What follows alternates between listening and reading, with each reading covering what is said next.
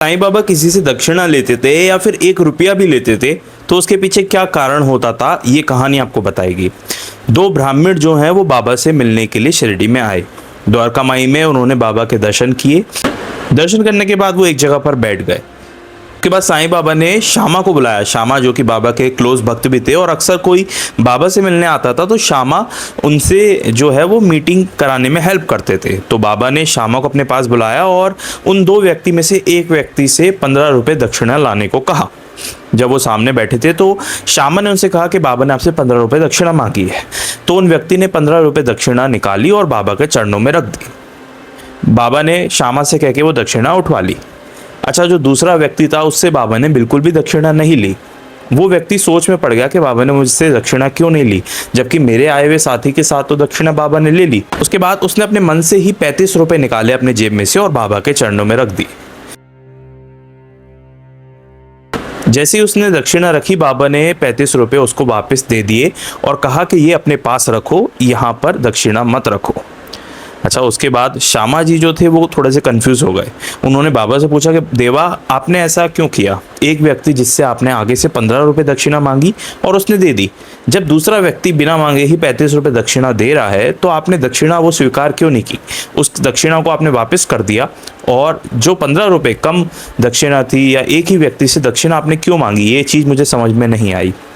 बाबा थोड़ी देर सोचते हैं और मुस्कुराकर बोलते हैं कि श्यामा, तुम्हें पता नहीं है, मुझे किसी से कुछ भी नहीं चाहिए, मुझे किसी से 1 रुपया तक नहीं चाहिए, क्योंकि वो जो मालिक है वो बहुत दयालु है और उसकी कृपा ही सबसे बड़ी है।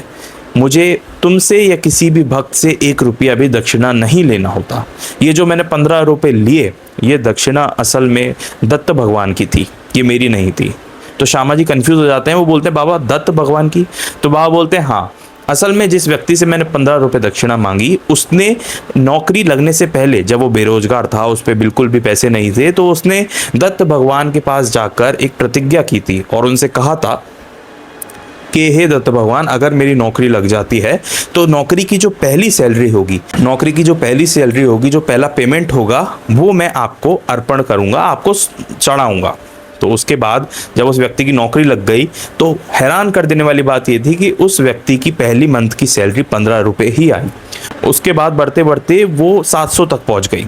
लेकिन उसके बाद भी वो जो व्यक्ति था वो अपनी जो प्रार्थना की थी उसने दत्त भगवान से, जो प्रण किया था वो भूल चुका था 15 रुपये चढ़ाने का, जिस वजह से वो उसके जो कर्म है उसे यहाँ शिरडी खींची आए। और जब वो मेरे सामने आकर बैठा तो मुझे ये बात याद आ गई और मैंने इसलिए उससे 15 रुपये ही मांगे। वहीं दूसरे की कोई भी ऋण बकाया नहीं था तो मैंने उसके 35 रुपये भी स्वीकारे नहीं। अच्छा, श्यामा जी को ये बात बहुत जानकर हैरानी हुई कि बाबा ने एग्जैक्टली 15 रुपये मांगे। बाद में पूछने पर उनको ये भी मालूम पड़ा कि असल में वो जो व्यक्ति है उसको याद आता है कि हाँ, उसने 15 रुपये सैलरी जो उसकी पहले महीने की थी वो 15 रुपये ही थी और दत्त भगवान से जो उसने प्रार्थना की थी वो 15 रुपये नहीं चढ़ा पाया था, जिस वजह से वो भूल गया था। और आज शिरडी आकर ये बात उसे याद आ गई। तो इसी वजह से बाबा ने ये बात बताई श्यामा जी को कि यही कारण था कि जो 15 रुपये दक्षिणा है मैंने उससे ली, वहीं दूसरे वाले पर कोई भी ऋण नहीं था तो मैंने 1 भी रुपया उससे स्वीकार नहीं किया।